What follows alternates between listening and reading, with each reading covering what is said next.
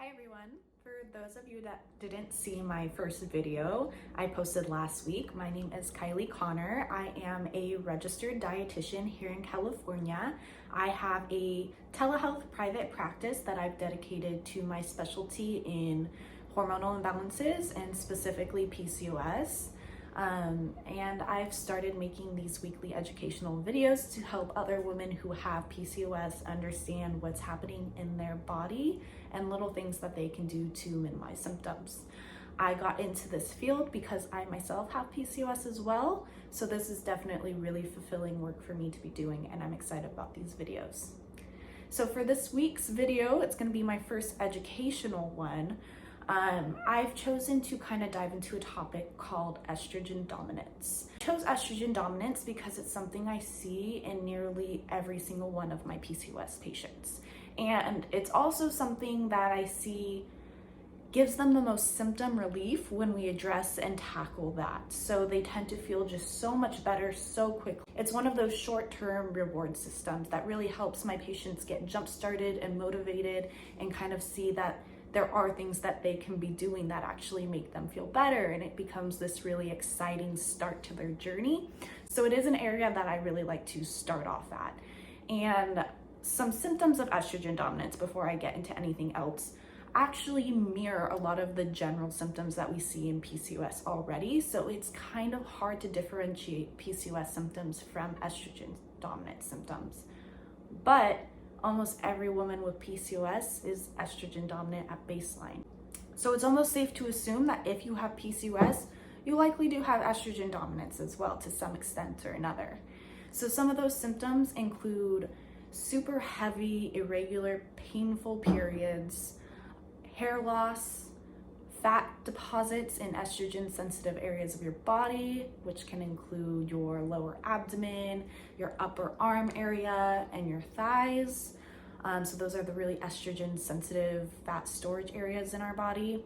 Other symptoms like rapid cellulite development, and it might necessarily not even be on an area of your body that has a lot of fat tissue, but if you just notice that all of a sudden you're developing a lot of cellulite, or stretch marks even, this can be a sign of estrogen dominance because that hormone does play a heavy role in the development of those things. Skin discoloration, melasma, if you're having any kind of darkening of the skin of your face, or red pinpoint spots popping up on your body, all of these can be symptoms of estrogen dominance as well. And we just see things like chronic fatigue and hair loss, symptoms that we see all over the place with PCOS as well. We see that those resolve a lot after doing an estrogen dominance protocol. So it's safe to say that nearly everybody with PCOS does have this. We also see it in perimenopausal women or postmenopausal women. It's really common for them to be in an estrogen dominant state as well. So when I do see clients who are looking for some menopause relief, I do this protocol with them as well. And it tends to show really great results, which is exciting. So what is estrogen dominance then? Because with PCOS, we're always told that we have too much testosterone or male sex hormones, right? So now we have too much estrogen as well. Well, not quite. Estrogen dominance actually has to do with the ratio of estrogen to progesterone in your body. And when we have PCOS, we tend to not make enough progesterone. So it's not to say that we have too much estrogen, but relative to the amount of progesterone we're producing, we oftentimes do have too much if you look at it in that sense. So the ways that we can tackle the estrogen dominance then come down to either lowering the levels of estrogen or boosting our levels of progesterone, right? Now, that's not to say everybody should go running for progesterone creams, because I actually tend to see worsening symptoms when we go that route. It's definitely not an effective, sustainable treatment for estrogen dominance to just kind of add synthetic progesterones on top of it.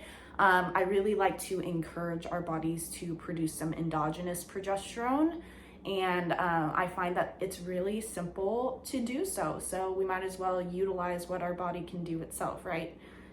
To start it off, some things that I like to advise my clients to do is reduce stress. That's actually, it sounds so simple, right? Just reduce your stress. It's not always simple, but it's very effective in the increase in progesterone levels, because there is a concept called the cortisol progesterone trap. So we know cortisol is the stress hormone, right? It's the hormone that gets released when we're feeling uptight, anxious, stressed out, all of the above. We have higher than average levels of cortisol at baseline with PCOS. And we see that when the body is producing the hormone cortisol, it uses the same molecular structures as the hormone progesterone. And when the body has to choose between making progesterone or cortisol, it's always going to choose prioritizing the cortisol. So the more cortisol that your body's pumping out, the less ability your body has to produce any progesterone for you. So this can be a really big problem in women with PCOS. And it's kind of one of the blanket things that we need to tackle before we can do a whole lot else to help them. So stress management and some self-care behaviors, some stress mitigating supplements, all of that type of stuff becomes a really big priority in PCOS management. We really need to learn what works for us to kind of relax, leave work at work, manage stressful situations without an exaggerated physiologic response of cortisol being pumped up. This takes a lot of work, and it really does become, the role of the patient to find what best works for them. Because there's no one solution to managing stress that works for everybody. It becomes very personalized. But I find that smart supplementation, working with a professional, prioritizing this piece of your life and reducing stress, all is more effective than it sounds. Okay, so that becomes one of our best ways to boost progesterone, along with eating a high fiber, balanced, fruit and veggie dense diet.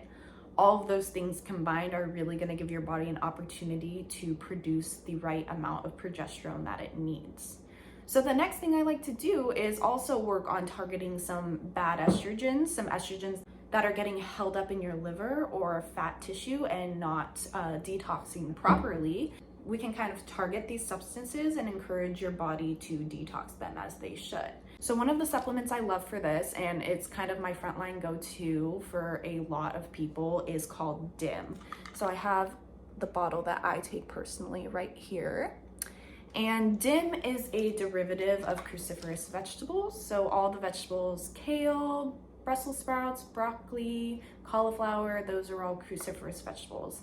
So this is a compound that's derived from those vegetables, and it's really good at binding bad estrogens and helping your liver to adequately detox them and excrete them. And that's something that we really want to prioritize when we have estrogen dominance in general. When we have any sort of hormone imbalance, we really want to open up excretion and detox pathways. So making sure that we're going to the bathroom every day, making sure that we have a really fiber-rich diet, and making sure that our liver function is optimized. As well, making sure that we're sweating daily, right? That's one of our best detox pathways as well. So all of those things are going to be really beneficial for women with PCOS. So this supplement is just used to pull those estrogens out of tissues, help your liver process them, and then excrete them as they normally should. And the second supplement that I use, calcium D-Glucanate, I always pair these two together. This acts in the same way. It really helps your liver to break down those compounds and get them out of your body. Granted, if you're taking these supplements, but you're not going to the bathroom daily, if you're not having daily bowel movements, you're likely pulling all those estrogens out of tissues, but they're just gonna remain in circulation because you're not utilizing that primary detox pathway in your body. So your symptoms could actually worsen in that case. If you pull all of the estrogens out of the tissues, but they're just lingering in your body, you could see a spike in all those symptoms that we're trying to kind of get rid of for you. So make sure that before you start any kind of estrogen detox protocol, that you are going to the bathroom every day. That should be priority number one. Once that happens, then we see that some smart supplementation, obviously in conjunction with working with a healthcare provider, can be a really powerful tool. Again, a high fiber diet helps get rid of bad estrogens as well. You're promoting daily bowel movements there. You are giving your body the ability to detoxify itself. And once it pulls those estrogens out of tissue, they have a place to go. Exercise is also a great way to do this. Estrogen is stored in fat tissue. As you burn fat tissue, you release estrogens and they are able to be removed from your body. So sweating, physical movement, a high fiber diet, lots of water to keep things detoxing and moving, and some smart supplementation are always my go-to for patients with estrogen dominance. Obviously, this is all taken with a grain of salt, and you should definitely be working with somebody who can personalize the treatment for you. But in general, this is what I see work the best for my clients and myself personally. So it's really exciting that these are all things that we have the capability to do ourselves, and we have the ability to kind of take control of some of these more problematic symptoms in PCOS that we see, some symptoms that can really affect the quality of our life. So if you'd like to know more about an estrogen dominance protocol and if this might be right for you, go ahead and see the information linked below. Feel free to contact me. It is such a rewarding way to get some fast results and get sisters really feeling better quickly. So if any of these symptoms resonate with you, consider that you may be estrogen dominant and go ahead and look into options that work best for you. Make sure to comment any topics that you're particularly interested in me reviewing. I would definitely love to go over whatever you guys are interested in. So let me know if there's anything in particular, and I will see you guys next week.